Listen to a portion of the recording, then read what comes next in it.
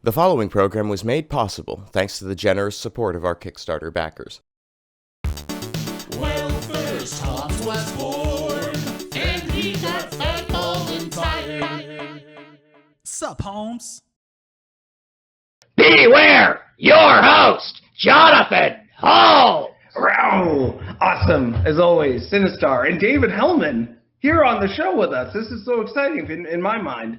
This has been in the works for years.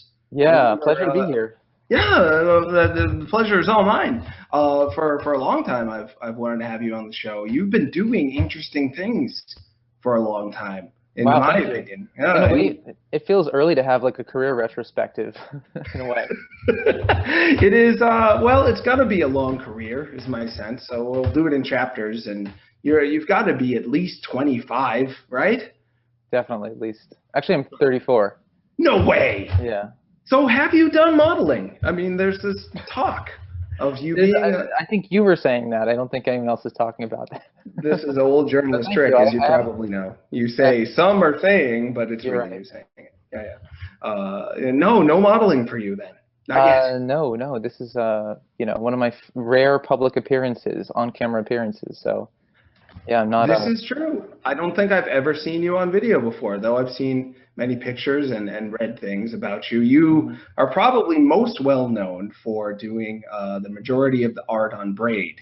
But recently, you have put out a comic book that's been in the works for a long time. I think I first read about it maybe 2 years ago. Is that right? Yeah, well, you probably would have first heard about it. The earliest you could have heard about it would have been October 2012, which is when Tevis Thompson, the writer, and I launched the Kickstarter to fund Second Quest. And yeah, it took a long time to get it done, and we just put it out. That's really exciting, and it is video game related. People sometimes think comic book. Don't start talking about comic books, Jonathan Holmes, because you're my video game man. They want me to just be a one-dimensional video game man, which I will be for you people, but Second Quest is very video game influenced, and I took it to be sort of a reimagining of what Nintendo would do with Legend of Zelda if they were gonna be interesting this year. Yeah, not that they're not, and I actually love Skyward Sword. I found it to be a lot of fun, but it's not quite as interesting as Second Quest, in my opinion. Thank you. Well, that's flattery. I mean, it is an original story that you can take on its own. But it certainly was, the origins of it were actually for us playing Skyward Sword and wanting to make a kind of response to that game, to somehow process our frustrations after playing that game. And I think often art is a good way to process frustration. So it's like a new telling of a similar story that puts our particular spin on it and raises certain questions we have about game design in Skyward Sword and what it feels like as a player, and I think also connects to just broader issues in the world, and being very vague right now, but I guess we could get into it. Well, that's it's good to be vague a lot of the time, but I'm hungry for details as well. Skyward Sword coming out in, I think that was 2010. Did you get it right when it came out?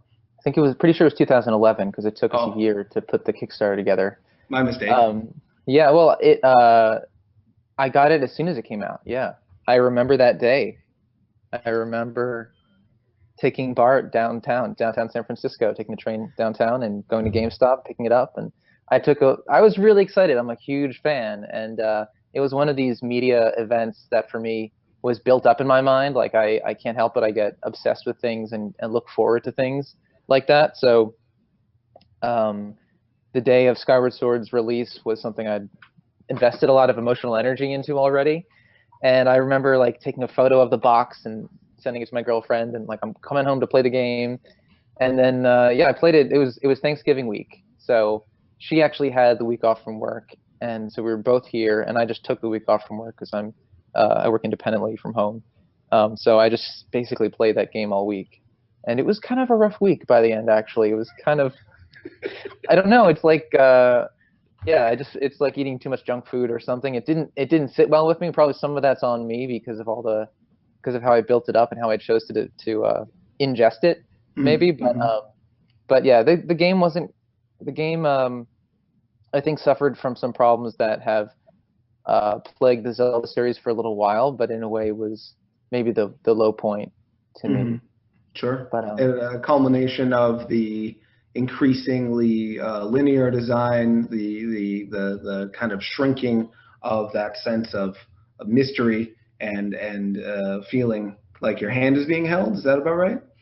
yeah, patronizing, too much direction, too much hand holding, not really ever setting you free to just discover things on your own, to be present in the world. I think what's magical about games in a way is let me just go out on a limb and make some philosophical statement about video games, but you know, the way it can create a sense of reality and place that you inhabit, and you feel the time passing, and you can make a choice about where to go, and the world is just sort of waiting there for you to discover and unfold its secrets.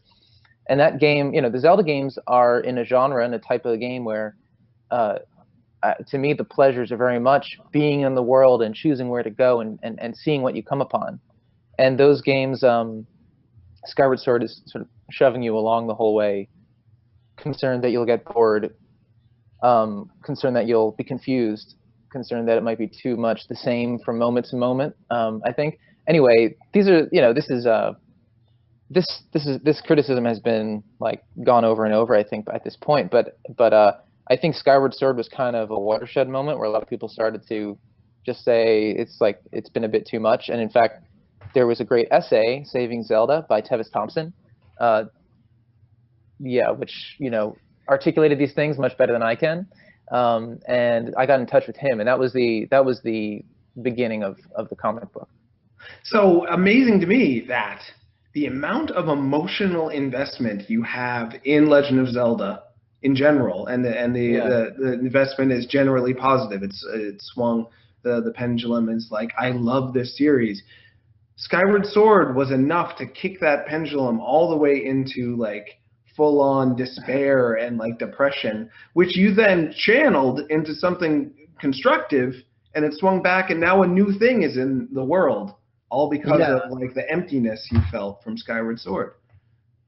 I mean, in a way that's true. It's been more of a progression, whereas I think starting with Wind Waker, where I started to feel like something wasn't connecting. I want to say early in the conversation, because people might be listening to me and I'm listening to me, and you know, like there are ways that we talk about games as critics or as fans, but when I'm talking about this publicly, I also want to talk just as, I don't know, with the recognition of the artists who made the games too. Sure. Because it's you know, they can do what they want. They can make whatever kind of game they want to make, and like I support that. And to me, what I just started to feel as a player is that whatever I was looking for was not being gratified. And I can make my criticism of the game design, and Tevis certainly does. But you know, it's not. I think our intention with the graphic novel was to convert our own experience into something that would be relatable and that would transcend that. And I think you're right. Like, I put a tremendous amount of energy into this as a fan and as someone who loves games and has been inspired for years by Zelda and other games. And so to me, it was like making use of what was at hand for me, which was at the time a feeling of frustration with the game, and maybe frustration with other stuff, or like there was just some sense that this was kind of raw material ready to be turned into something, and I really wanted to tell a story. So it was like, kind of took some amount of honesty to say, I think honesty to say that Zelda was important enough to us that these feelings were things we wanted to spend a tremendous amount of effort and time on to convert into an artwork and put our names on. Yeah, absolutely. Oh, that makes perfect sense. But I do get the sense, though, that being someone, you strike me as someone who wants to like destroy nothing. Like, you don't want to knock anyone down. You don't want to diminish anyone. You don't want to insult anyone. You don't want to like bring anyone else's energy down. But you couldn't help but feel that way from Skyward Sword.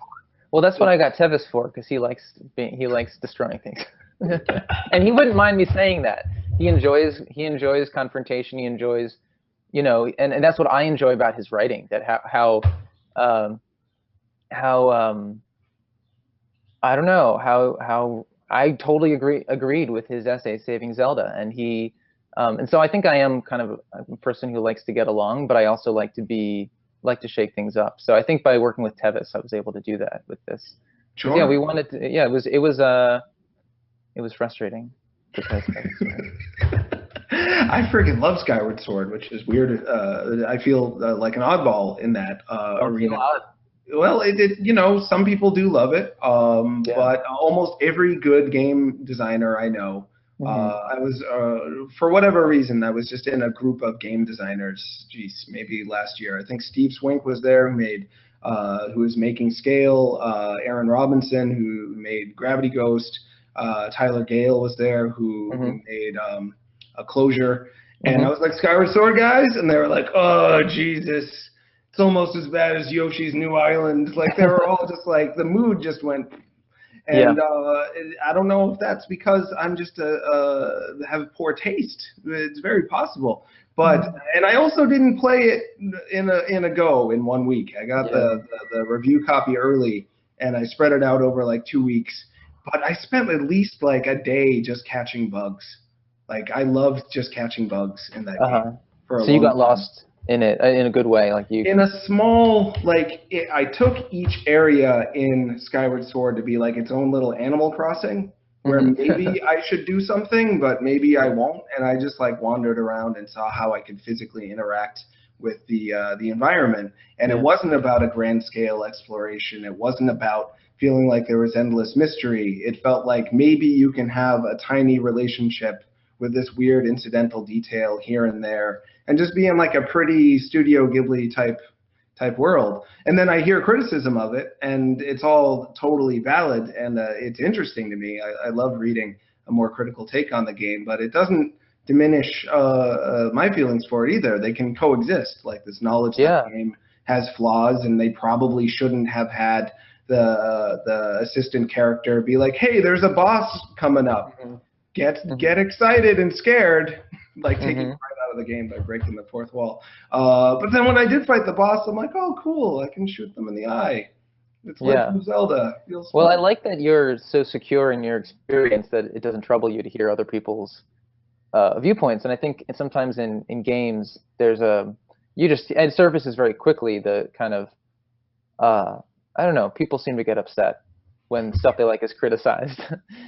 You know, this is true. Or when it's not criticized, like people got very, very angry at me for, geez, I reviewed Skyward Sword. I gave it a high score, but I did say they probably shouldn't have made the motion controls mandatory. I don't think it was necessary. And I know a lot of people that are just really uncomfortable with them, and it breaks the fourth wall for them to have to like think about how they're having difficulty being physically coordinated while they're playing a Zelda game. So should have given the option. And people were, I think there was like 200 comments of anger about just me saying that, just an idea. So yeah, on my end of it, and you're getting more on my end of the video game culture world, where you're saying an opinion, a critical opinion maybe, or not critical enough opinion, and people will get awfully mad about it. Yeah, they do. They get mad. Have they gotten mad at you for Second Quest? No, maybe it's coming. Maybe that's the next thing that I have to deal with. But so far it's been nice. So far, actually, we've mostly heard from people who love it, which has been fantastic. I assume the people who were lukewarm on it just haven't bothered to get in touch. But yeah, we've gotten a really good response so far. Awesome. Are people seeing the Zelda connection to it? People who are more new to it, who haven't followed since the Kickstarter launch? Yeah, there were some excellent articles by Carolyn Pettit and also a review very early on, even before the actual release. Must have been a backer actually, on contemporary Japanese literature, which is a blog. That was an outstanding review. It was the first review we saw, and I can get you the links. I don't know if you do show links or anything, but yeah, incredibly insightful read actually, which was really gratifying because the first people we showed the finished work to before release seemed to pick up, or anyone who was familiar with Zelda would pick up on what they would call Easter eggs, little call-outs, but there is a kind of critique that's more deeply embedded, that is a little more like wide-ranging, and also sort of ties into gamer culture, insular cultures, island communities, as Tevis would call it, island cultures. It's kind of a critique of insular mentalities that don't admit dissent or don't want to hear the orthodoxies challenged. So it's about games and it's about Zelda, but we wouldn't have been satisfied telling a story that was just about Zelda either. Maybe I'm getting into a new topic now, but yeah, people are picking up on the Zelda stuff, which is cool. But they wouldn't have to in order to enjoy the story. I don't think anyway. Yeah, and I did see. I'm sorry. Go ahead. Oh yeah, yeah. It is a story that stands on its own. We could talk about that too. I was on a podcast recently, and we talked about Zelda the entire time, and I realized I did not even describe what our story was. And I want to talk about Zelda. We can talk about Zelda a lot. Sure. Yeah. But we'll definitely get to just Second Quest as its own thing. Yeah. Carolyn Petit's essay, I did get a look at that. Really interesting, and I wanted to know if Carolyn Petit's take spoke to what your intention was with Second Quest, Tavis's intention with Second Quest, to, like you were just saying, get out of this world where it is people who love a video game for a certain way, only speaking to other people who love it in that way. And we saw this with comic books for years. It reminded me of Scott McCloud's comic book. I think it was either Understanding Comics or Reinventing Comics. He talked about how comic books were slowly dying because they were made for just one audience, and they tried to hone in on that audience's interest so much, especially in the 90s, where muscles just kept getting bigger, and people kept smoking more cigarettes and killing more people, and the inking was getting darker, and Todd McFarlane and Rob Liefeld, and it was all just like turning into this ultimate teenage testosterone kind of barf bag. And I was loving comic books then, but I did notice, like, geez, they're getting more and more focused on just one audience. And eventually that audience kind of burnt out, and then DC and Marvel went bankrupt. And now you see what they're doing. They're trying to spread out and make comic books for every audience. And Archie is doing a zombie Archie comic line, and also like an upbeat, happy Archie comic line. And Marvel and DC are both, putting females and minorities in the leads of their comics and doing romance comics and horror comics and blah, blah. So it's spread out, whereas video games, it feels like it's still kind of like that insular, hyper-focused on consumers who are most likely to buy 20 video games that year, and they fit a certain demographic. It doesn't feel like it's spreading out, but Second Quest, at least Carolyn Petit's take on it, was about how things could spread out, and there isn't just one perspective on video games that needs to be like the perspective. Yeah, one of her, I agree with all that. She wrote a piece, I think it was called, because she wrote a few. One was called The Things You Start to See Once You Start to See Things, which I thought was really nice. But basically what she described was how when you're in an ideology, you're not aware of it. But once you start to become aware of it, then you just start to see how that ideology has influenced everything around you. And it could be stuff as benign as just the movies you're used to or the games you're used to. This is normal, just your assumption that it's normal. And then you realize that it's normal to everybody who thinks it's normal, but it's only catering to a certain narrow demographic maybe. I feel like games have broadened culturally a lot in the past maybe decade or so. I mean, I was so delighted when, when the DS, the Nintendo DS came out, and you started seeing like Brain Training and Nintendogs, and and Cooking Mama, and those are games that I didn't get as into as a lot of others, but I bought them because I thought, I want to have these. I want to see what these are. I want to show them, I want to show my mom. I want to show people that like haven't been able to get to play games with me. And that just delighted me because I always wanted more people to be engaged with it. So it started with that for me, and then the Wii, and then iOS and everything on iOS, all the different kinds of games you see, artistic games and personal games and weird stuff. So that's all great. And I think we've seen a backlash too, that the kind of, the thing is, you go to you watch E3 or go to E3 or whatever, And I feel like we're living in a world now where we have an industry that's much more diverse and multifaceted. But you watch those big presentations, and yeah, they have indie stuff, but like you're overwhelmed by the amount of headshots and eviscerations and things that are happening. It's like, and to me, that's alienating. It's like, whoa, this is our industry, and I think a lot of people have that reaction. I think they're going after a certain audience with that, but and it's okay to be made uncomfortable by things that are in the culture, but it's weird that that stuff is so dominant. I guess it must just be the most that is on the end of like AAA games. It must just be the most. And they have the most money to market and Yeah. to do the parallel to comics again. For a long time, or for years, and then culminating, I think, in the late 90s, early 2000s, if they were to make a comic that wasn't just for like ultra violent, anti-hero power fantasy, nobody would buy it. Like if you put out, hey, comic books are not only just for teenage boys now. No teenage boys. I mean, only teenage boys were going to the comic book stores, so the audience would never find it. And I think it's been that way for video games for a long time. If a AAA publisher were to make a game for a new demographic, for 50-year-old women or whatever, 50-year-old women are not going to go to GameStop and stumble upon it. 50-year-old women are not going to, read Game Informer and find out about it. But through these smaller markets, with games like Braid that you worked on, where you can take those risks, and then people who didn't know that they liked video games all of a sudden discover that they do, and not just lighter weight puzzle games, which of course are great too. But we live in a world where I think everybody has enjoyed Minesweeper at some point, but so many people would say, but I don't like video games, but I play Solitaire and Minesweeper. Even those people are starting to acclimate to the idea that they're also someone who can consider themselves a fan of video games, I think. Yeah.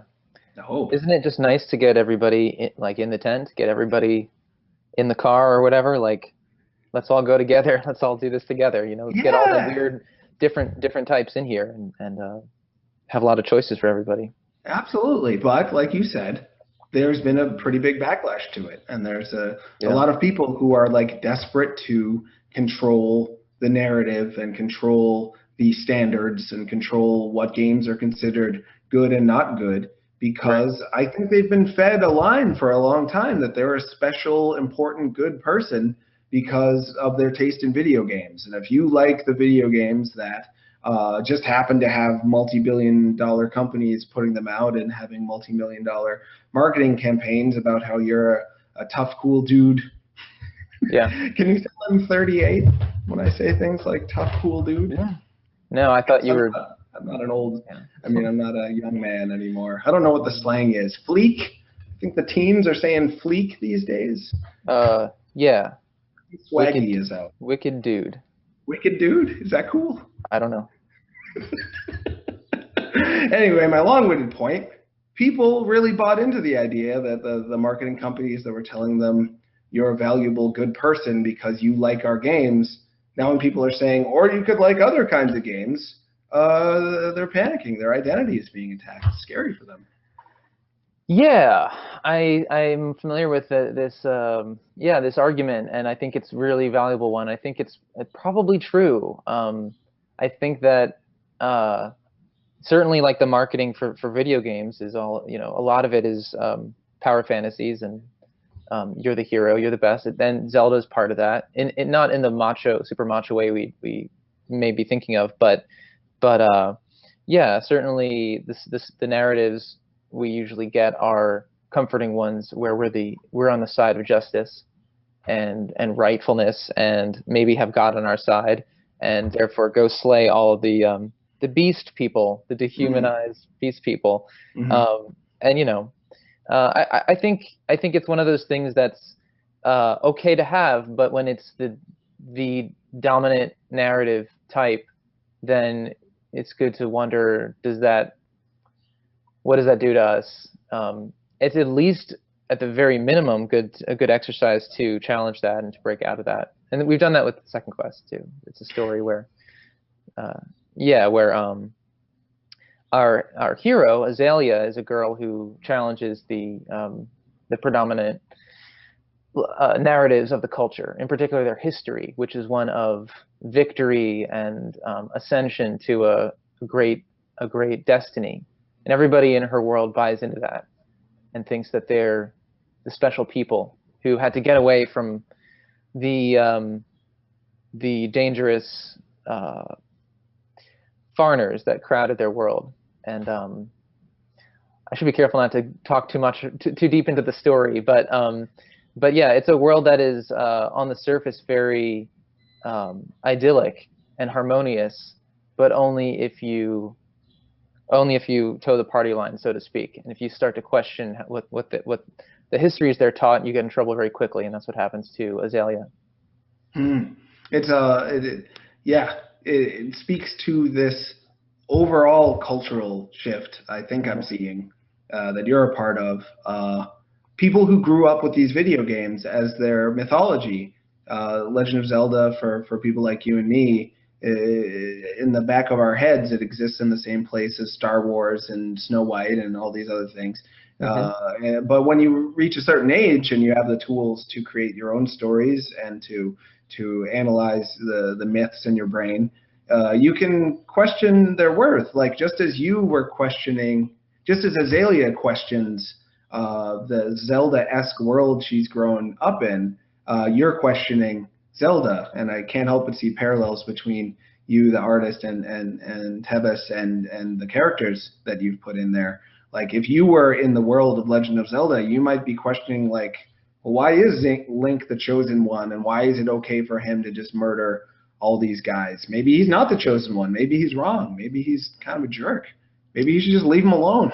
Yeah, and I mean, on the one hand, it's kind of like let's have fun with this. Let's do a different version that maybe makes people a little uncomfortable, and hopefully they're okay with that and will enjoy that, and then they can, it's like illuminating by showing from a different angle. But actually, in most Zelda games, it's not that I find it objectionable in an individual game. In Skyward Sword, I actually did. I felt like the story and the characters, the way they're presented in that game, was weird and made me feel weird. And I don't think I received it the way I was expected to, the way I was supposed to. In particular, Zelda, and the way Zelda was portrayed. She starts off as this tough, vivacious girl who like stands up to the bullies and is way more interesting and fleshed out than we typically see her. And then early on, she hears voices calling to her, which to me suggested, I mean, this is my read, but I was like, is she hallucinating? Is she unstable? I felt like it made me feel like she was vulnerable. And then what happens to her after that is she essentially is inducted into a cult and takes a new identity and kind of leaves behind her identity and her community. And the way the game wants you to see that is she's got a great destiny. I mean, Skyward Sword spoilers. I don't know, do we have to do spoiler tags here? But she's going to be Zelda. She's going to be, connected to the goddess. She's not who she appears to be at first. This happens in most of the Zelda games now, where she starts off as like another kind of character who has more agency and more individuality, and then becomes Zelda, the princess, meaning that she has to be rescued eventually, that she's probably going to be imprisoned in a crystal or something like that. So as she takes on the mantle of Princess Zelda, she becomes less active and less interesting. But there were also just creepy little bits in there to me. Like, I don't know how this struck you, but remember when she's going around to the fountains with Impa, and I swear to God, there's a line in there. She says that she has to purify her body in the fountains, and then she's wearing this like virginal white gown, and so it's like she becomes less vital. She becomes more of this sort of like virginal, purified, passive, imprisoned figure eventually. So it just felt weird. I think though there's some of it's intentionally like they want you to feel bittersweet about it. It's like about sacrifice or something. But still, I just received it as like a weird thing that just made me think this is really unfortunate, and it reads to me more like a story of a girl being inducted into a cult and believing she's not who she is. She's not really herself. So does that Did you Can you pick make up a any? third quest, please? I want to read the exactly what you just said as a alternate perspective on Skyward Sword, because that is so fascinating to me. Yeah, I didn't look at it that way at all because, and I think this happens a lot with people, no matter how critical they try to be or aware or thoughtful, you get charmed by a game. And it doesn't have any big red flags that tell you, oh, put your critical hat on while you play it. So, and even though I was reviewing the game, I was like looking at how much fun I was having and like jotting down the moments when I had like eureka moments or high moments or feeling of just like never wanting to quit. I wasn't looking at it from a critical perspective about the narrative and the as much.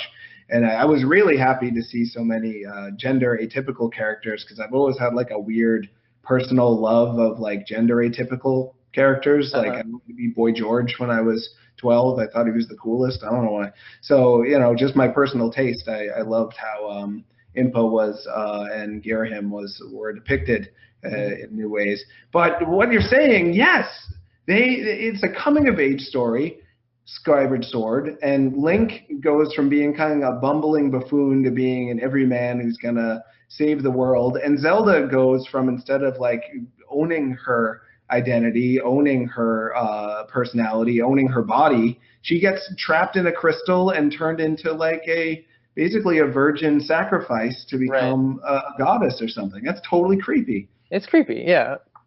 I agree. I think this stuff is kind of built into the heritage of Zelda a bit. And there's a great graphic novel that just was re-released that ran in Nintendo Power. Are you familiar with this? Oh, sure. The Link to the Past graphic novel that's just come out again. And I can't remember the artist. I think he's the guy who did blanking now. Kamen Rider or something. He did some big Japanese series for sure. Yeah, I think he did Cyborg 009. Oh, here it is. I have the original edition right here. This will not mean anything to people listening on audio, but Shotaro Ishinomori.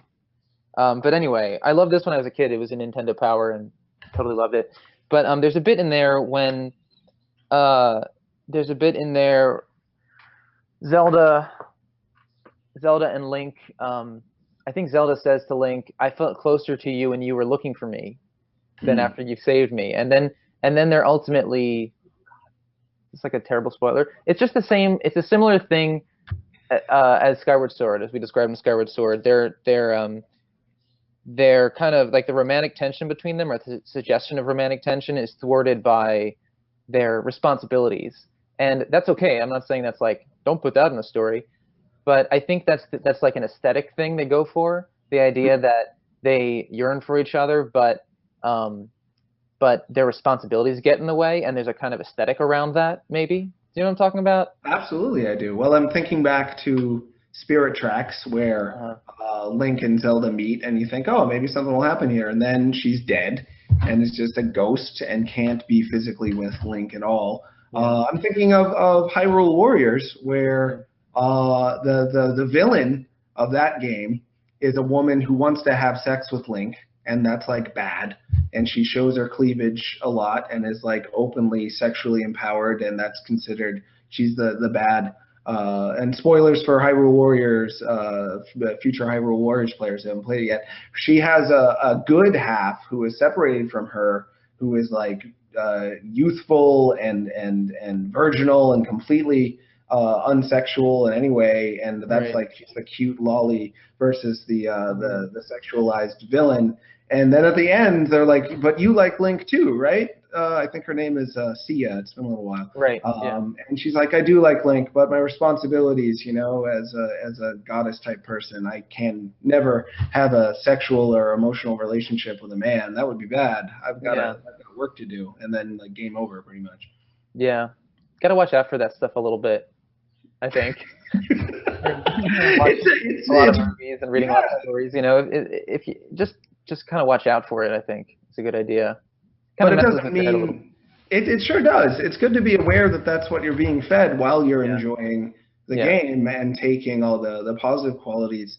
It's see, the thing we're doing right now. Right. Probably the people who will get mad about it or would get mad about it won't ever listen to the show or watch it. But in my head, I made a cartoon recently called "What If Twitter Was a Real Life Party," and it's annoyed a lot of people who are consider themselves a part of the Gamergate thing. Right. Oh So yeah. I've gotten a lot of Gamergate anger over the past 3 days over this cartoon I did. And weirdly enough, it relates to what we're talking about. Jonathan McIntosh, who is one of the producers on Feminist Frequency, he said in a tweet forever ago that like you won't notice implicit messages that are a part of your culture when you're in the culture. They'll be invisible to you. Like he said the exact same thing you did. I responded to him. It started a weird talk between me and a guy with blood all over a hockey mask telling me that video games never make people violent. I thought it was cute. They would be so mad if they heard this conversation we're having right now, that we're supposed to be like critical and notice that there may be some problematic messages in the video games we like. It really ticks them off, some of these guys and girls. Yeah. I mean, maybe before you get mad, maybe just, I don't know. Yeah, it's not a great reaction. Like maybe we can just have a conversation about ideas and not devolve into clannish stuff right away. This wasn't intentional because we did start working on this project in 2012, but there is actually a scene in Second Quest with gamers and a gate.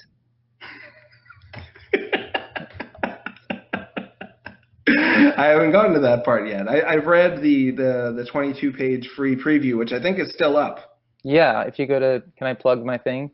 Oh, absolutely. Please. If you go to www.secondquestcomic.com, you can learn more and read the first 20 pages. And buy it if you want. Absolutely, you should. I think people ought to. I know I'm going to. And the disclaimer, the not all Gamergaters thing. Some people in Gamergate have been super nice and have reached out to me by email asking me questions about my opinion on things and being very gracious and grateful. It's not a group, sadly, because if it had a leader and like rules and you're in if you do this, you're out if you do that, then sure, then you can call it a group. But anyone who decides they're in Gamergate can just say it. So I can say I'm in Gamergate and that I hate all people of blank race. And now I'm making everyone in Gamergate look bad, but who can stop me? Because there's no leader to say it's wrong or right. So, yeah, interesting, guys. Yeah, I feel like you're more kind of, it sounds like you're still very aware of these things. And I was consumed by it for a period last year and have been shielding myself a little more from some of the controversies. I think a lot of people just got burned out on the way, you know, those of us who have the option of not engaging as much or not spending as much emotional energy on it. I think some of us have started to question how we, you know, what is Twitter really good for? What kind of conversations should we even entertain? But anyway, some people don't have the luxury of, you know, ignoring certain things. Oh, sure. If they want to use Twitter at all, it's going to come at them. And yeah, I agree 100%. From what I'm taking these days is most of the people who are interested in Gamergate discussion are self-proclaimed Gamergate members, and everyone else is just burnt and sad.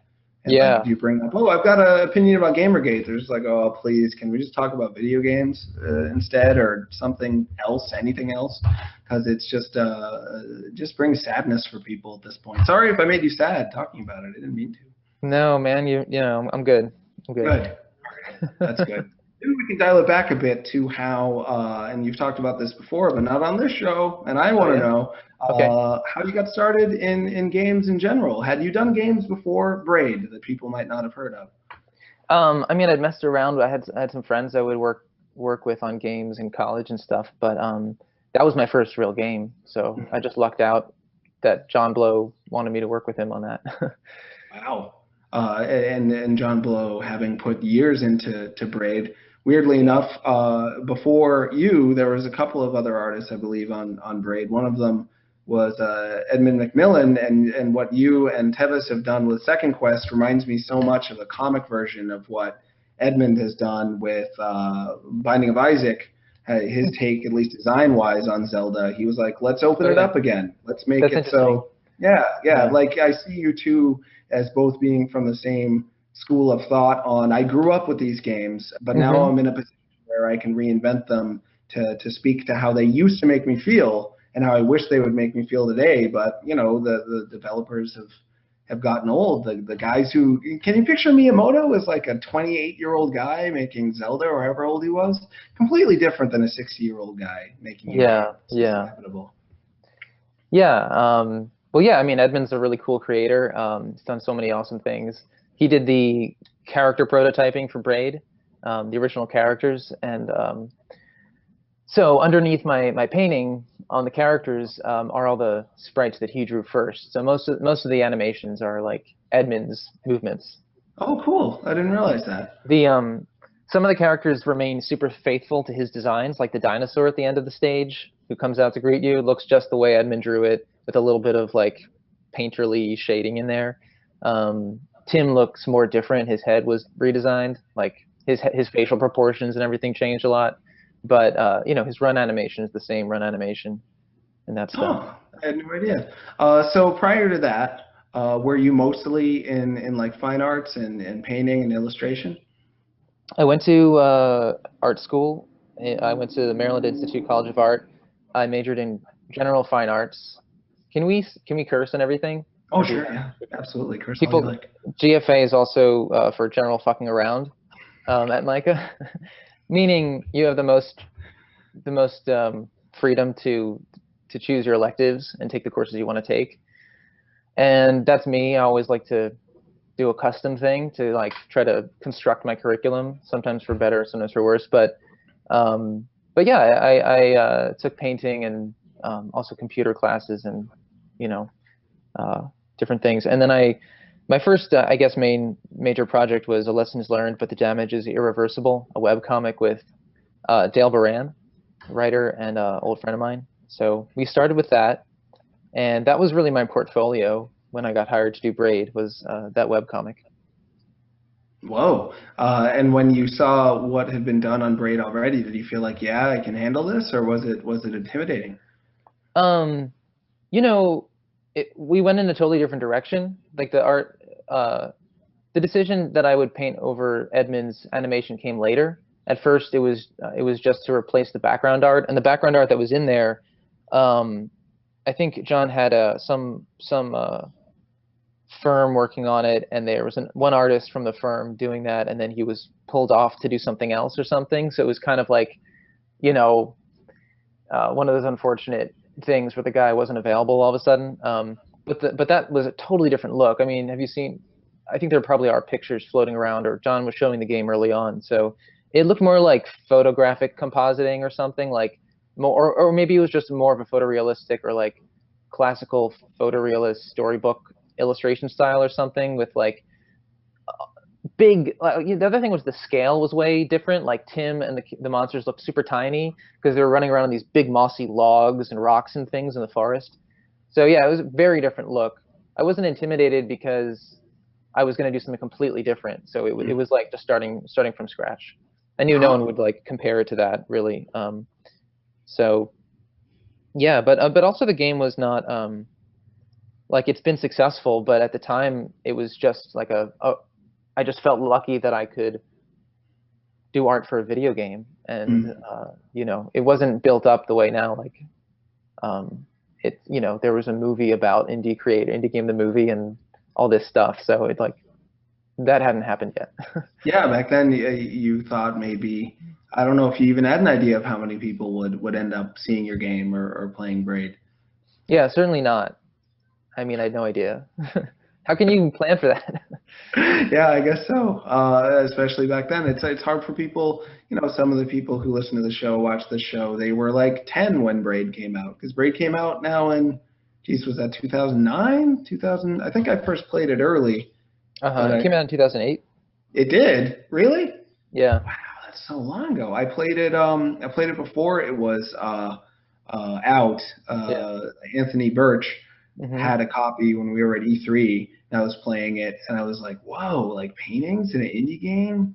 Crazy. And the fact that it was one of the first games I'd seen that I knew was made on an indie budget that went for like, not realism, but not for kind of a flat, totally iconic look either. There was detail not only in the backgrounds but in the characters, which, you can get some of the masking effect if you don't watch out. You can make characters that are a little bit harder to immediately relate with, and then people won't necessarily tolerate it if they die in a game where they're not like already in love with their iconic mascot who they care about. Like if Mario had realistic graphics, I don't know if he would have ever gotten anywhere, because people would be like, I don't like this guy. I'm not a plumber. I can't relate with him. And he died. Good riddance. Stay dead. I'm not playing again. But since he's a cute little baby man, they'll play it over and over again. Was that something you were thinking about, or you and John were thinking about when you were deciding how detailed to make all the characters versus how it had looked before? So you think that if the characters are too detailed or photorealistic, people won't identify with them? Well, clearly, I guess that's not the case, but that was my thought going into it. When I first saw Braid, I was like, I don't know if this is going to take off. Like, this guy's pretty realistic. I don't know if people are going to identify with, like, a red-haired schoolboy who's, like, very... Like, Tim has a very... he's got big eyes, and he's got baby proportions, but he's also... seems a little bit more real, which is what, in the end, I think John was going for, and I think it was a smart decision to make. Braid does look like a cute platformer on the surface, and then you find out there's a lot more going on, and the art style speaks to that. So was that something you guys were going for at the time? You know, like level of detail or realism wasn't necessarily how things that weren't necessarily things I was thinking about a lot, as like we should increase the realism, or we should make it cartoony, or anything like that. There were a lot of other things that I don't know. I think the main thing was that it had to look handmade and look personal. I think those are both important things, because it is a personal game that reflects John, but also, like, as far as the narrative and the story, it reflects Tim and his world, and him kind of messing with his world. So it needed to feel personal in that way. And I think the childishness of it, or the kind of storybook-like quality of it, is nice in how it kind of allows us to do a switcheroo when the game gets a bit more serious. And the game does, like, you know, appropriate a lot of stuff from old video games, from Mario and Donkey Kong and things like that. So it's kind of like a childish look at something that becomes more adult by the end, I guess. Yeah, absolutely. But you had known, I'm guessing, like Edmund style and kind of the house behemoth Newground style. It was hand drawn looking, and it was personal looking, but not to the level of detail that you did. You know, not the level of shades and the painterly technique. And to me, again, my reflection when I first played it, I was like, I don't know if people are going to relate with this. People can relate with Tom Fulp and Behemoth, because they're like, oh yeah, I could draw Alien Hominid too. Just like how people can draw Snoopy and Charlie Brown too. I can't draw like Tim right now. I'd draw Tim and I'd be like, that looks like a bad artist trying to draw Tim, not like David Hellman, who when he draws him, he looks beautiful. So can I really, you know, it's the same way that more people relate with Britney Spears than Christina Aguilera, because Britney Spears is a fine singer. That's like more attainable or something, or more, more exactly. relatable? For summing up my long-winded point. The art style of Braid did not feel obtainable to me. It felt like, you know, a talented person was showing their skills, and in a way it made me feel a little bit like, well, I don't know if I can relate with the creators as much, because they're probably much better than me at things. That's an interesting viewpoint. Well, thank you. I mean, you know, we just wanted to make it look good. And you did, and it worked. People, the Braid, from what I know, has sold pretty darn well, and the critical and the financial acclaim resulted. I do not take for granted at all that I can come on your show now in 2015, and you still want to ask me about Braid. I mean, I feel so fortunate. Oh, absolutely. And people, of course, Jonathan Blow, we were talking about E3 earlier and how it is largely still going after that target demographic of people whom have been, you know, bred, you could say, by AAA marketing, which has been around for 30 years, to buy 30 video games a year. are the people they're still targeting hard. But Sony also had Jonathan Blow come out and talk about The Witness and say, yeah, video games are also for people who want to walk around in a mysterious world and maybe not shoot anybody. Right. Yeah, it seemed to be a year when there was also World of Goo and Castle Crashers, and yeah, it was really like the moment when indie gaming seemed to get big. So I suppose it was like being in the right place at the right time. Just as Xbox Live Arcade, for example, started to make independent games on console feasible because you didn't need to pay for discs and distributing and everything. Sure. So yeah, it was. I mean, I grew up playing games. I wanted to make games, and when I started working on Braid with John, I just thought it would be a PC game. And I don't even.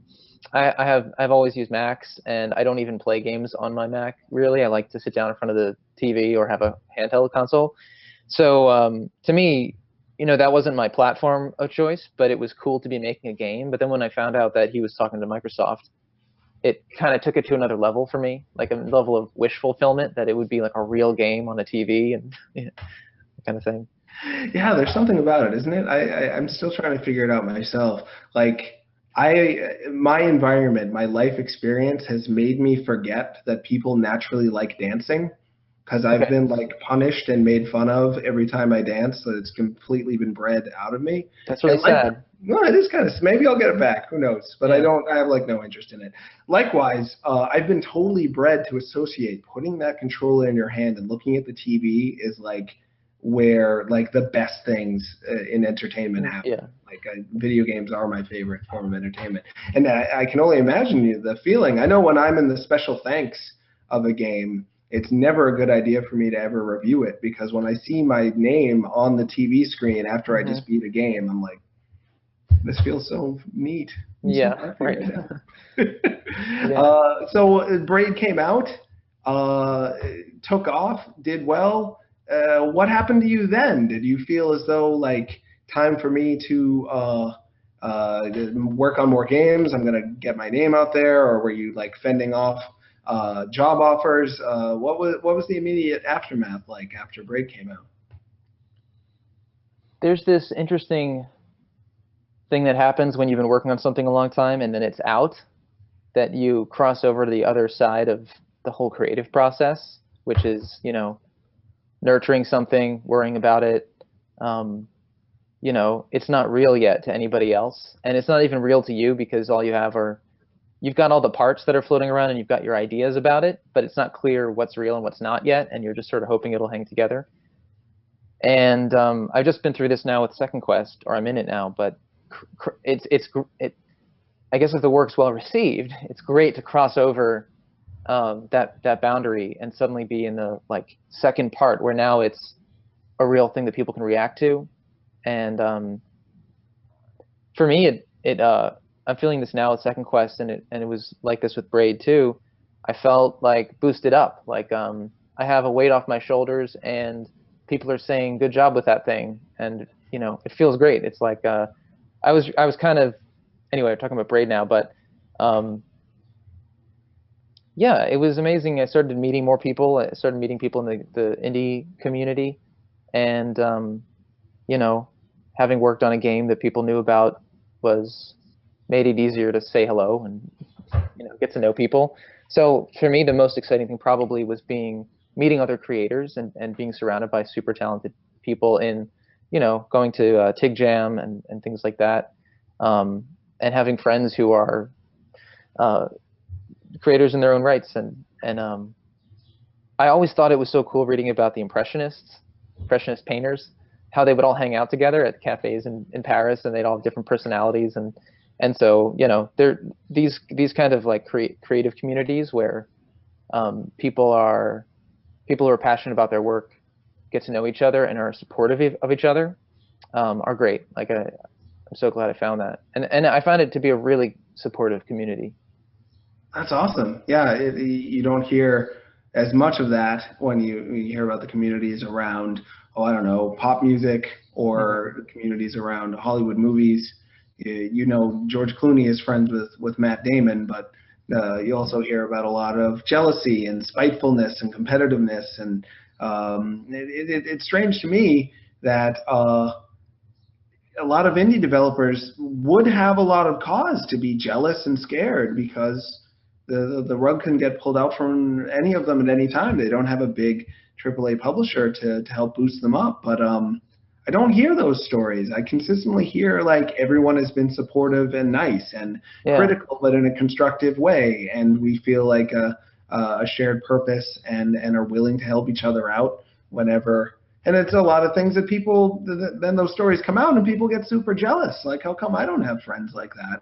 And you get backlash from that as well. I don't know. I mean, I'm not maybe as immersed in that culture as I was in 2008, 2009, and 2010. I think what happened to me personally is I got more close with certain people and those became my friends. And I know that the indie community, such as it is, like, continues to evolve and there are new creators coming into it and everything. And really, I'd like to meet more of the new people who are coming into it through IGF and other things. Because it's important for this to keep going and for more people to keep getting into games, but for it to not be like a just sort of ossify as like the new elite or something like that. I don't know if that's, I hear people say things like that sometimes. I don't know how true that is, but yeah, I think everyone's pretty happy that games are more accessible than ever, that young people who are interested can just start making things and will before long have a platform they can get it up to, like Steam or iOS or whatever. So I mean, it's a far cry from when we were growing up and it was Nintendo or Sega, and they held so much power as gatekeepers.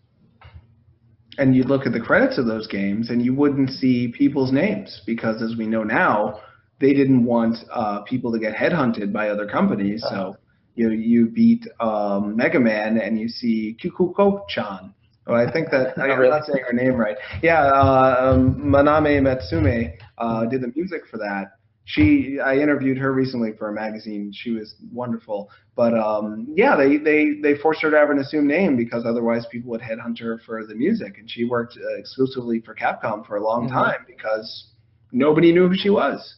And she wasn't offered other jobs. But people now, video game developers of a certain type, especially if their game gets really big, like Minecraft, or if their personality is really big, like Phil Fish or Rami Ismail, they can become personalities in their own right, which, as you're saying, breeds this kind of like, well, there's the cool guys. I'm doing it again. I'm doing old man talk. Cool guys. Yeah.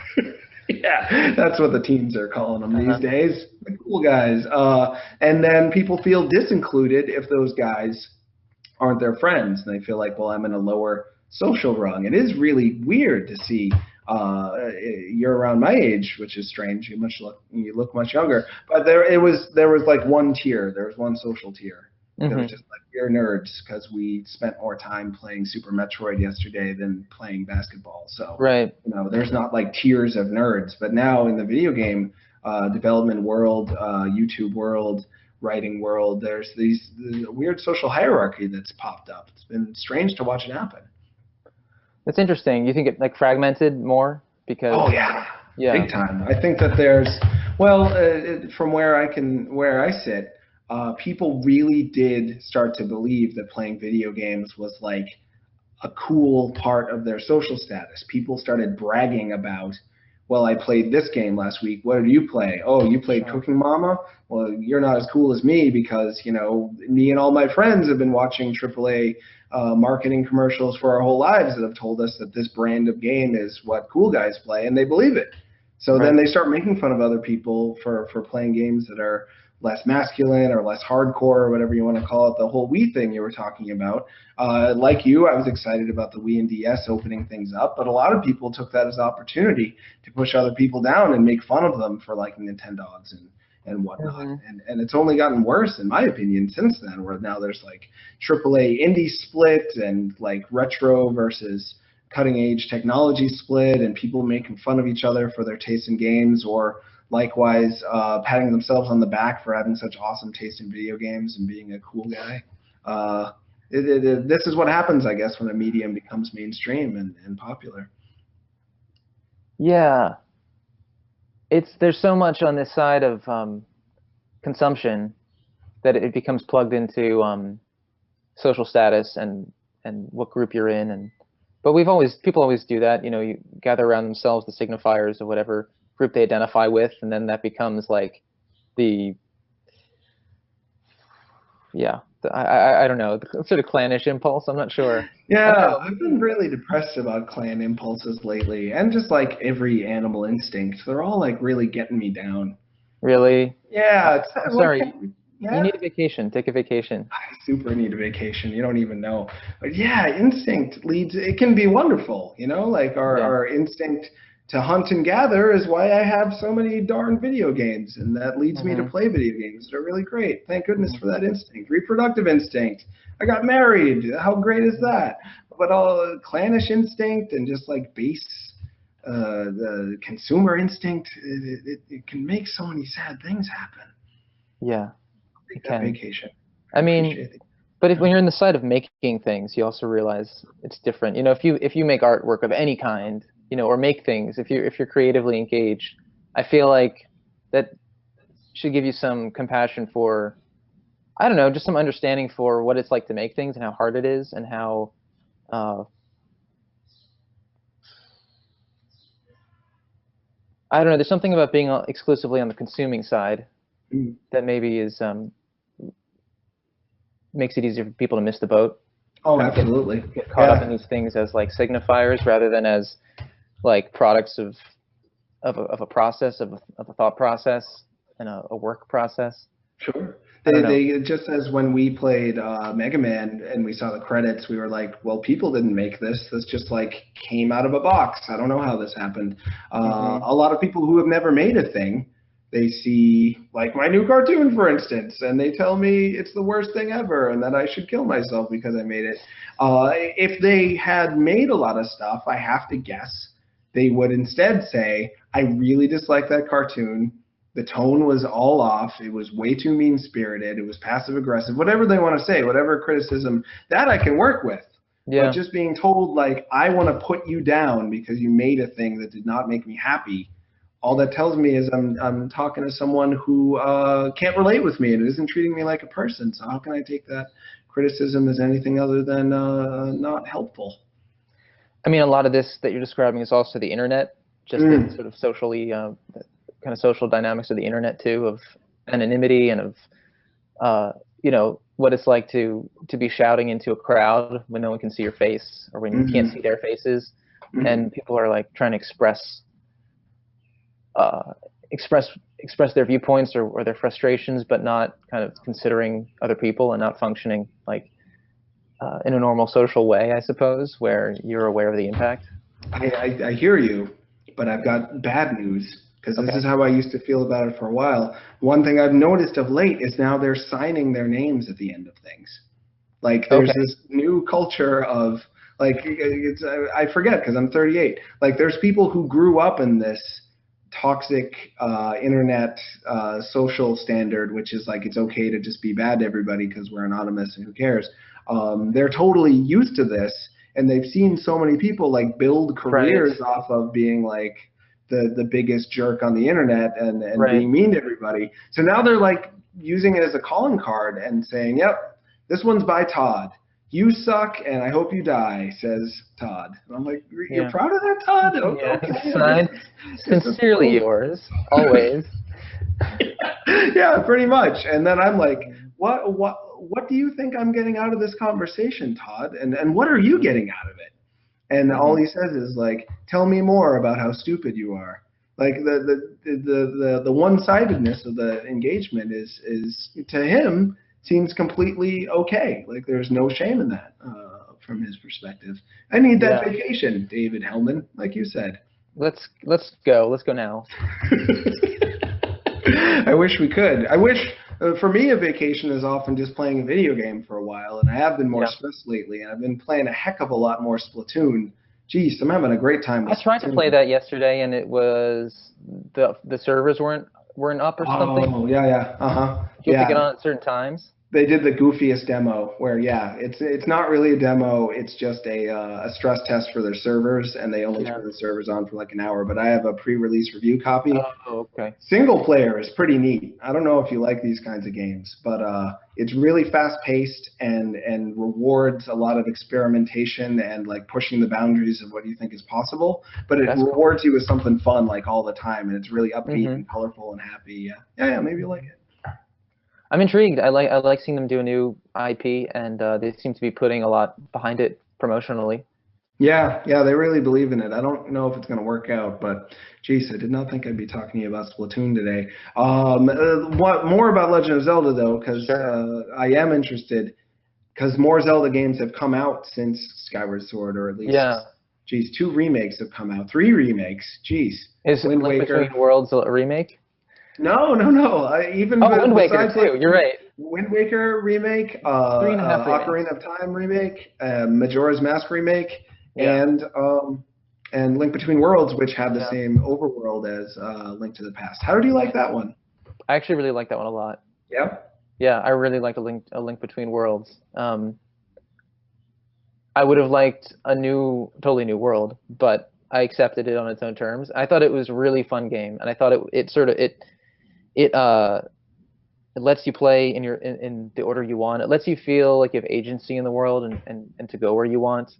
You can have a completely different play experience from someone else. It doesn't, it doesn't waste your time just like shoving exposition down your throat, explaining everything. It sounds like they've really made an effort to remove excessive clues and keep those things out of your way. So it doesn't defeat the mystery and doesn't defeat the spontaneity of what you're doing, which I think was a real problem very often. I like how they put the clues in an item that you can elect not to use, the glasses that let you see hint ghosts. I thought it was all really smart. It plays really smooth and fast. Every time you hit the B button, he swings his sword. You can tap it as fast as you like. It's just super responsive and fluid.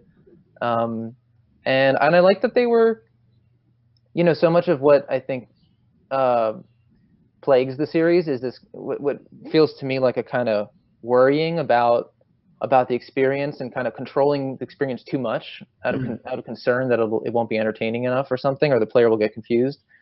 And I just like how relatively hands-off it was. I like, the mechanic that allows you to rent items from the shop in the center of the world. I wouldn't say that I loved that and want to see it in all future games or even come back at all. I don't really care. But I thought it was a cool, different thing to try. And I felt it was great that they weren't evidently worried that allowing you to get all the items up front would make the game boring. That's exactly the kind of thing I think Nintendo would not typically do in a Zelda game, because they piece everything out so carefully. Not only items, but any experience the game has to offer, they'll piece it out very carefully. And for them to say, here are 9 or whatever, here are 9 items, get them all if you want, go ahead, and not worry, won't the player be bored then in the last half of the game because, she's had the items the whole time and there's nothing new to discover, that kind of thing. I think they took a good risk there, and it was cool. Yeah, absolutely. It's interesting to me to see them back off from their paternalistic attitude, which they were really known for. And I have to imagine this is happening with, like, as they age as developers. Like when they first made Zelda, when Miyamoto first made Zelda, he was like in his 20s or 30s looking out at this vast world, and that reflects in the game. It was like, figure it out. I'm trying to figure it out. This like new game development thing. What the heck does that even mean? Video game consoles, and that's reflected in that. And then they became dads, and we're like, well, we want to make sure everything is perfect for our kids, and tell them to quit every half hour and take a break, and like, here, we want to make sure you have fun. And now they're like granddads, and they're spoiling us. I almost feel like just like, do whatever you want. Here's the things. Have fun. I don't care. You'll figure it out. I like that read. I mean, we can look at it and do our own psychological read or projection of what it is. And I have my own, which has to do with like creative health, like how creatively healthy they are. And this is me projecting, because I'm always obsessed with, I like following artists through their careers and see how they, do they peak? Are they able to reproduce the magic years later? We just saw Mad Max last night. And I actually have never seen the original movie, so now I have to go back and see them. But the fact that it was the same director making another movie this much later, and he's in the 70s, I think. Yeah. It was so vital and exciting and fresh, and compared that to like Prometheus, which was another movie that I was like really built up about and really excited about. And Ridley Scott's just not the director he was in the late 70s, early 80s, as far as he can demonstrate these days. But I'm always fascinated by that, and so I look at the Zelda series as in terms of how creatively healthy are they, in a way that like I identify with them as creators and want to see them like taking risks. And the kind of fan that I am is one who likes to see artists change and take risks, and I'll go along even if I don't, even if I'm not as thrilled with the end product. If I see them like trying things out and feeling free, I'm happy. It's much better than like just falling back on ending up with a pale imitation of previous work.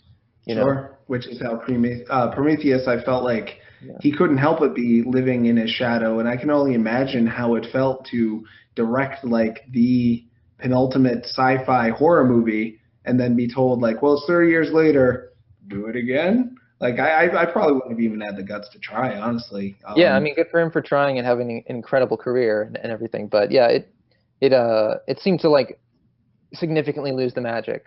And well, I wonder like if you had to do Braid 2, yeah. like how would you be able to untie? Because when you first made Braid, it was like, I'm lucky to be making a video game. I'm going to make it the best I can, like that bottom-up inspiration. This is how it sounded anyway, the way you described it. There was no like top-down expectation of, well, we know people want this. But Right. now that you've made Braid, you would be coming at it from this like, well, whether you're conscious of it or not, you know what people have said they liked about Braid. How could you do that again? Or would you force yourself to not do it again? And therefore, like, it would be a lot harder, I'd imagine, trying to go back to it. Sure. And maybe I would think I had it, and then the reception wouldn't be what I'd hoped for. Sure. You can't control that.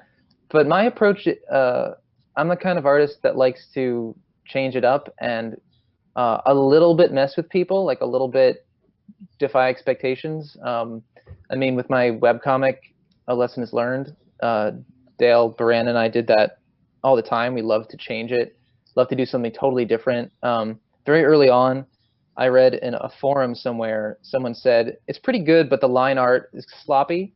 So the next episode had no lines at all. So I just like to change it. I like the feeling that people will be surprised a little bit. And with Second Quest, Tevis and I think there was a similar instinct or impulse there to defy expectations.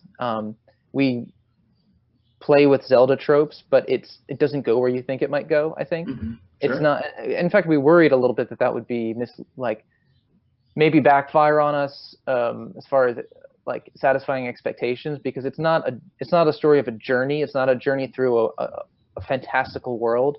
It's a small story that takes place in a small place, but deals with big ideas and big consequences. But it evokes Zelda stuff, but turns it on its head a little bit. So I like that feeling of making people a bit uncomfortable, and I like to be made uncomfortable by art. I like to be asked to look at things fresh. Mm-hmm. So I don't know. Maybe that's the kind of instinct that bails you out a little bit from some of those pitfalls. Of course, you can still just do a bad job. Yeah, my guess is that like you're done with Second Quest now, so from the way you described it, you're getting to view it along with the audience. Right. Maybe with a critical eye in some points, but also with a kind of an appreciative eye and getting to reabsorb what you did in this collaboration. When you're going in between being in the audience and creating and back and forth, and the bigger your thing is, the bigger your franchise that you're returning to, like Nintendo with Zelda, I have to imagine that that's a pitfall for them, that before you know it, they're looking at it from the audience's perspective and thinking, oh, well, I'm 55. If I were being presented with this game, it would be like annoying for me to have to learn all these rules. Mm-hmm. Whereas 25-year-old them, like we're alive with the challenge of learning a new language in a game and being able to tolerate frustration. And Yeah, I can't remember. I think Miyamoto said like he's only for a while there he only wanted to make games if his wife would be willing to play them too. I don't know if his wife even likes video games. I don't think he even really likes them that much at this You point. think? I'm trying to remember if he's. I remember them asking like, "Have you played any recent games?" And I remembering him being like, "Nah, I'm I so feel like close he. to them." Yeah. Oh, huh. That's interesting. I feel like people from Nintendo, maybe Miyamoto in particular, would give answers like that a lot over the years. That they just seem kind of like they're doing their own thing, and they're not necessarily up on everything that's happening from other companies. Did you Yeah. get that impression? But he Oh, did absolutely. mention someone asked him on a YouTube video. I can't remember the person who made the video, but he was asked what games he likes, and he said he liked the Hood from the Assassin's Creed Hood. Oh yeah. Yeah, He and I called know. it the Hood. Well, he said I like the character from Assassin's Creed who has the hood, and he did like this. Um, Link has a hood in the new Zelda for Wii U, so maybe that's why. Yeah. You're right. It's very hard to say when you've got a multi-million-dollar company. Are they going to come out and say like, "I've been playing Angry Birds like all week. It's awesome, guys." Like, Mhm. probably not. They may. We may not ever know what they're actually doing. I'd be remiss if I didn't ask: would you make a game of Second Quest if developers came to you and said, "This is an awesome starting point for something that could be much bigger"? Would you want to do something like that? Well, if anyone felt that way, they should certainly get in touch. That would be super interesting. Wow, how would it be a game? It's the language of games and comics are so different. There's a conversion process that has to happen. That's what we did in one direction already with Second Quest, which was taking a game experience and try to express our feelings about playing this game. But we had to convert them. We had to like abstract them to something else and then give them new form in a comic.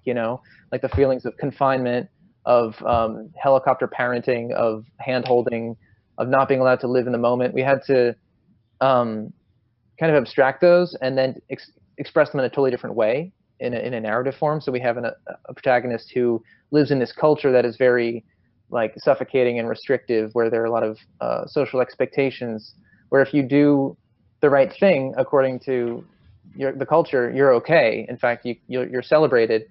But if you deviate, then you're a big problem. And that's just how it's like a metaphor for how we felt playing Zelda. So if we were to make a game now from Second Quest, I think we'd have to do a similar process maybe of abstracting and then giving it new form. So that's my immediate reaction. What would that be? It would be very interesting. I think it could be very interesting, but I don't know offhand what it would be like. Yeah, I would imagine that you couldn't just translate it back and make it a frustrating Zelda game. Yeah, take the Skyward Sword template and just put Azalea in there and all the other characters and put it on our island in the sky instead of the Skyward Sword island in the sky. Yeah, that would be a weird exercise. Yeah. If someone could mod Skyward Sword to just be Second Quest.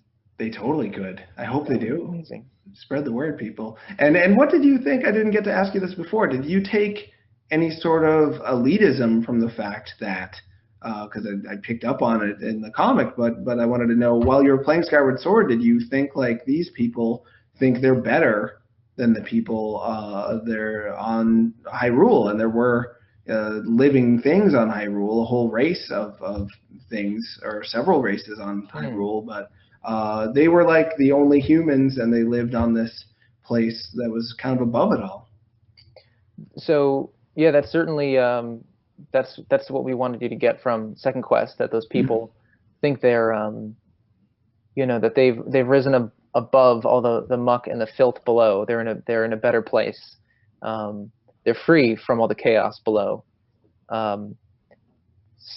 Skyward Sword. Are you asking if I felt that was how I felt about the people in Skyward Sword? I would need to look at the game again. I remember there was a war and that they fled to get away from the violence going on down there. I think the things we want to question in Zelda games are things like the depiction of kind of dehumanized races as like animalistic, like the monsters and such. If they it's a tactic of dehumanization to describe your opponents or foreigners as like less than human, you know. Mm-hmm. So we wanted to try that out and kind of put that in a challenging light. Yeah, not easy. Scary stuff, like you said, Yeah. uncomfortable stuff. To me, one of the things as I'm getting to know you in this conversation is you are ready to embrace discomfort when it feels it's the kind of discomfort that comes from being off balance or challenged. You seem like you're sort of repulsed by the kind of discomfort that comes from being like really comfortable. I think they call it boredom. When you're just like in a really nice chair, like, yeah, I know exactly what to expect. I'm not going to have to work at all. I'm having everything I need. I'm being catered to in every way. That sounds like where you get really more likely to be uncomfortable in a way that feels toxic or unhealthy to you. Well, certainly when it's just everybody agreeing with each other and then feeling better and better as they agree more and more, then yeah, let's throw a wrench into the gears. Yeah, absolutely. That's healthy. You want to have people with different views, and you need to have, you need to exercise that muscle of that allows you to be tolerant. And I don't mean tolerant in like a condescending way at all, but like to tolerate a feeling of discomfort, not to tolerate other people. I don't mean that. I mean tolerate your own discomfort when you run into something that you don't agree with, and maybe question your first instinct to be defensive, because we all have that. I totally have that. Absolutely. And when we're dealing with these cultural things where people are butting heads, they feel like their space is being usurped, or their hobby is being usurped or invaded or whatever. You know, it's an opportunity to develop that patience, I think. So yeah, something I have to do. You know, I have to do that in different contexts. I want to be everybody's dad sometimes. And when I see the angry internet happening or the pridefully destructive internet happening, I want to be like, be proud of putting up with things that challenge you. Like take a sense of ownership and excitement about finding out that, yeah, there are people who see things totally different than you. And that doesn't mean that it's time for a fight or a defense. You can all coexist. It's going to be awesome. Why don't you start a dialogue? Wouldn't that be great, kids? I don't think the internet's looking for me to be their dad, but if they do, just write me an email and I'll try. Has anyone else claimed to be the internet's dad yet? Yeah. Okay. I think so, but not in the healthiest way. There's a lot of cult leader type guys calling themselves moms and dads who are really just using people on the internet who are looking for family. And then, unsurprisingly, they're suddenly like, and I have a book I'm trying to fund. So, I only need $30,000 more. Can I please have some money for XYZ fund? It's pretty sad seeing that. You don't have a few bucks for your old dad? Exactly. I don't want anybody's money. Good grief. We did a Kickstarter for Holmes, and it was the guiltiest I've felt for an entire year. Really? I finally got all the physical rewards out. I still have to do some of the audio rewards. But yeah, geez. Kickstarter is stressful. Yeah, we did, man. Super. And how was it for you, the Kickstarter process? I mean, it was double-edged because certainly it felt amazing that so many people wanted us to do the book, and just things as simple as a friend or someone I admire tweeting about it and saying, this looks cool. And everybody who gave us money to do the book, I feel honestly deep gratitude, and I'm humbled by it. And we got to do the book, so that's fantastic. We wouldn't have been able to do it otherwise. But yeah, it was very stressful. I think to then have the responsibility of having to follow through and make it a lot, because we'd never done this before. It was like right out of our comfort zone. I'd done a lot of comics, but not a graphic novel, and there are different skills involved there. So. But yeah, I think it was another case maybe of making myself uncomfortable on purpose. That's great. I'm excited. There are a couple questions came in. I want to make sure I get to them. But before I ask, are you working on anything new? Are you challenging yourself? Are you embracing discomfort in a new way that's going to lead you to do a new thing? Yeah, I'm working on a couple new things that are not announced yet. And drawing on my sketchbook, and I'm excited about the future. Like, I'm excited to be able to play around in different things now, and I guess I can't announce anything yet, but That's fine. It's yeah. just nice to know that you're doing a thing. I'm not surprised, but I'm still happy to have it confirmed. And do you have any fears of you becoming Ridley Scott? Like, I guess there's worse fates than to become Ridley Scott someday. Look, when I was working on Second Quest, I was terrified it would suck the whole time. So I think I'm always gonna have to confront that. I'm trying to look, you know, it's not that I want to be, maybe I do just want to be nice to everybody. Maybe I just am uncomfortable criticizing people, but I also have, I think, like, genuine compassion and understanding for how hard it is to make stuff. And so, you know, I gotta say, Prometheus kind of was ridiculous and did not, and almost tarnished the Alien franchise to me. But man, if I actually got to meet Ridley Scott, I would, you know, have so much respect for the guy and be like, I just want to pick his brain. I mean, the guy. So, you know, we all have to kind of walk that road and take risks and try not to be ridiculous. And actually, I don't think we have to try not to be ridiculous. I think you have to just not think about that part. I think you have to just do the best you can and follow your passion. And yeah, I could totally become a parody of myself. So if that happens, we can do another show. That would be great, and we'll reflect on how you can't control what becomes it sometimes. I think I might be in the Ridley Scott phase of my career. Really? Unfortunately, well, he's very successful. I look back on the things I've done that have millions of views or whatever, if it's a video, or millions of, or not millions, but hundreds of thousands, or maybe millions. I'll have to check. We'll see. Yeah, who knows? And it's okay to come down from your crest. You can do some interesting things on the way down, I hope. Yeah, you can. Yeah. Yeah, Paul McCartney's still doing some cute stuff. He did an album called Flaming Pie. He's a hologram now, I think. Maybe I'll be a hologram next. I am the new Paul McCartney of video games. Rats, and there was a question in there that I accidentally talked myself out of finding before I gave it to you.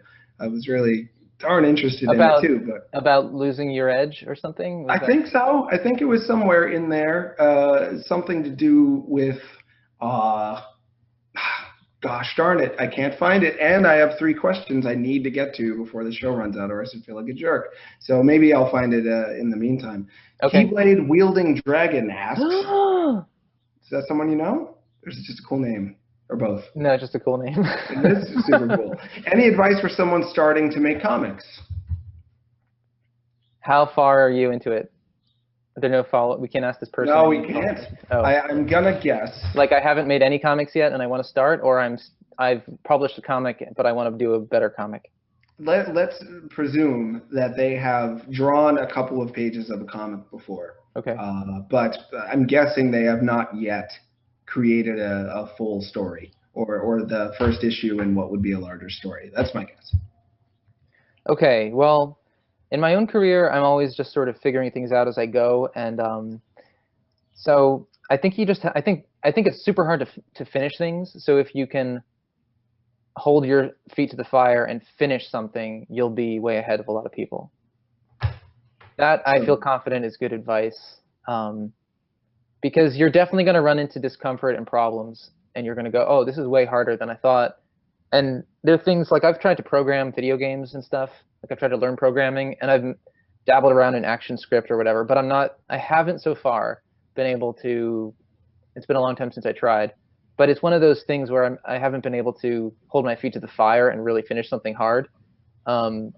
Maybe I just have more of a head start on art because I have more of a natural proclivity. So, but whatever you're starting out with, whatever your strengths are, you got to just be able to finish something, and it will be uncomfortable.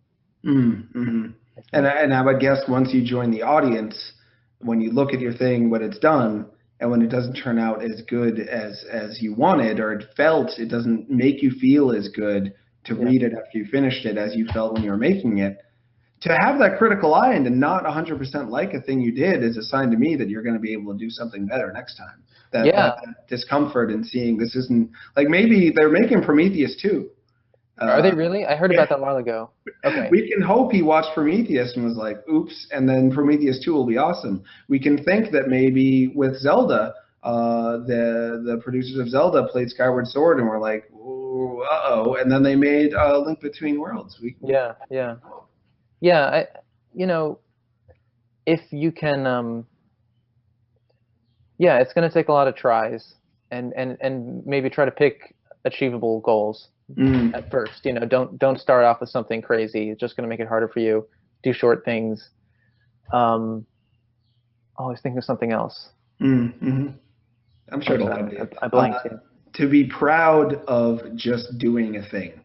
Like, to me, when I hear about people, and this is going to sound awful, but sometimes I'm awful. That's just the way it is, unfortunately. When I hear about people and I hear that there was someone who spent the entire year like only watching TV, and they maybe were watching like awesome TV shows and have super taste in TV, versus someone who spent the entire year like trying to draw a comic, and the comic kind of sucks and they don't know what they're doing, but they haven't given up.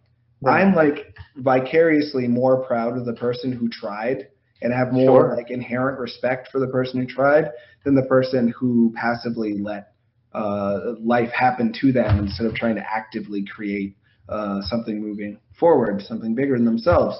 So I think everyone who tries should be proud, personally. I agree. And if you can be proud of the small victories, or proud of just, maybe not, that's not what I mean to say. If you can take pleasure in the simplest parts of making a thing, then you'll have fun, even apart from the outcome, even apart from the product you make. Like, if you love, find materials you like working with. If you just love how the pen looks on the paper and what it feels like to make a line with this brush pen or whatever, or if you like the sound of playing a note on guitar, you'll just have fun. And the more you can not worry and torture yourself, the better. Yeah. Even though it sometimes seems like torturing yourself is an advantage, I'm not convinced that it is. I think there's a time and place for it, but there's got to be a larger time and place for just enjoying that moment and not thinking about it, and otherwise nothing will ever get done. Well put, David Hellman. Thank you. Elijah C. My pleasure. Elijah C. asks, "What's your process for character creation?" Oof, that's a tough one. So yeah, maybe we can narrow it down to second quest. Did you have Tevis describe what he was hoping to do with the narrative, and then you tried to design characters around that, or was it a back and forth? How was that process for you? Our process was very back and forth. I think, it was just the two of us, so we just talked about it endlessly, and we, the earliest version of Azalea was more of a vulnerable character. Like I described my read of Zelda and Skyward Sword as a young woman beginning to hear voices, and the instability that suggested to me. She became more of a tough character. She doesn't have that kind of vulnerability. She doesn't have a mental instability like that. But as it evolved, I was just drawing girls who could be Azalea, and we got to a point where Tevis said, "That's her. That looks like her." So it was just doing a lot of drawings. The character designs are, I don't know. We're just discussing like the attitudes we want and the personality that we want her to exhibit, and looking at her and saying, does that have her spirit in there? It's not a very concrete list of, like a process to follow, but we just did a lot of drawings. It sounds like it was very bottom up, where you would just start and let yourself be available to do whatever came out, and then afterwards you would see how it felt to look at. Yeah. It's a good process. Some people it sounds simple enough, but some people get hampered by this top-down, this has to meet certain criteria, and they kill their whole bottom-up potential because they've choked it with expectation. It's a sad thing. Yeah. Savage, I'm sorry, like stabbing, like to stab-age, asks, "Can you recommend learning resources that you like?" And I'm assuming that relates to comics, but maybe just art in general. Were there resources other than art school that were useful to you, of help to you? I don't know. You mentioned Scott McCloud's books, and it's a very popular answer to this sort of question. Everyone knows Understanding Comics, but if you haven't read Understanding Comics, please do. I carry that book around with me almost every day in 1 or 2 years of high school, and just because that was inspiring to me, the way he described how comics worked and all facets of it. I think just what I do is I just spend time with things I love and try to sort of like pay close attention and think, how is that done? You know, what's going into that? What are the parts? How would I do that? And I think all artists kind of do that. Like you can tell when you're at a museum, you can kind of notice artists because they get really close to the canvas.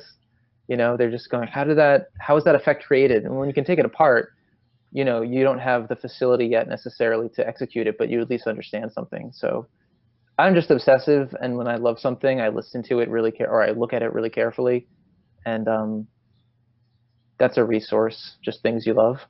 Yeah. That takes me back to what I was thinking before. The reason I forgot it, I think, is because it wasn't a question. It was just me like declaring who I think you are now. Okay, let's do it. Who am I now? Yeah, I don't know why I do that. And yeah, maybe it's different than who you were before, but I kind of doubt it. I don't think I trust. You mean who am I now at the end of the podcast, having spoken with you? Who you seem to be to me now that I've gotten to know you, because we've never spoken in real life. We've emailed and tweeted back and forth a little bit, but that's been about it. You seem to me to be a guy who can so deeply connect and love artwork, and you can get so fully out of your own head and into another world, and you can be so friggin' happy there. But when you go there and it's fake or wrong feeling, this is the curse of someone who has a passion, because that passion can turn to repulsion on the drop of a hat. You know, the most passionate Star Wars fans are the ones who hate half the movies most of the time, because they love those first 3. I'm sort of a casual Star Wars fan. I like all 6, which makes me kind of like dishwater. Maybe I'm the same way about Legend of Zelda, which is why I like Skyward Sword. I kind of like all of them. I'm running around in a cute elf world, whatever. But you had a deeper passion, I think, which is why it made it hurt for you. But that deep passion, even though sometimes the art turns to repulsion in your reaction, you never lose your respect and love for the creators. And what a wonderful way of going about life. And so great that you can turn your repulsion back into love again by making a thing for everyone to enjoy. Wow, that's very insightful. I think, yeah, like I'm also just devoted maybe. So once I've latched onto something, I'll be stuck with it for a while. Like I love Zelda. I played a bunch of games that I didn't like as much as the early ones, but because it imprinted on me really early, I'm just kind of stuck with it. So it was a constructive thing to do, I think, to process the more negative feelings and say, I still love it though. I'm still like in dialogue with it. Well, that's the thing. When you love something, to me, the definition of love, or one of the definitions, is you stick with it even when things get rough, and you love it despite its flaws. If you only loved it because it was like technically perfect on a qualitative scale, or quantitative if you measured its perfection, then that's not love. That's just, you know, liking a product a whole lot because it served a purpose. You thought about Skyward Sword probably more than 90% of the people who liked it, despite the fact that it made you feel bad. That's love, if you ask me. Wow, I'm impressed. I'm impressed with you. That's what I'm trying to reflect. Is my whole darn point. Well, yeah. Now it's turning into you said before, it's not always good to just hear positivity. We've got to be challenged too. If I can think of something critical to tell you. I appreciate that. I mean, I'm glad. I hope it was a good content for the show. It was awesome. I think it's going to be a very popular episode, and it'll always be popular in my brain. People can find you later on Twitter if they want. You're on there. What's your Twitter handle again? At David Hellman with 2 L's. Hellman. David Hellman. Yeah, simple enough. Yeah, and Second Quest has its own .com, I think. Yep, secondquestcomic.com. Right. They can check it out. Do you think it'll ever end up in stores and whatnot? Yeah, we're looking at how to get it out more broadly. Yeah, we want everyone to have it if they want it. But for now, you can go to that website and you can get the PDF for $10, or you can get that is the ebook for $10, or you can get the hardcover and the ebook together for $25, shipped to you from Fangamer, who are fantastic and did an awesome job with all our stuff. We also have a poster for sale and stuff. And then the 20 pages that you can read for free on the website immediately, and then go, meh, not for me. Well, it is. You never know, though, right? Yeah. I would have never guessed that 50 Shades of Grey would be a multi-million-dollar hit. Second Quest could be the same thing. Yeah, we're the next 50 Shades of Grey. As for me, I'm at Tron Nuts on Twitter. You can watch the show later on YouTube, youtube.com/subhomeshow, or you can listen to it on Libsyn or iTunes. And I'm sad this went by so fast. I have so much more to talk to you about, but we're in fact overtime, so we'll have to go. It was a pleasure. It was a real pleasure. Thank you so much. Likewise, David. Great talking to you.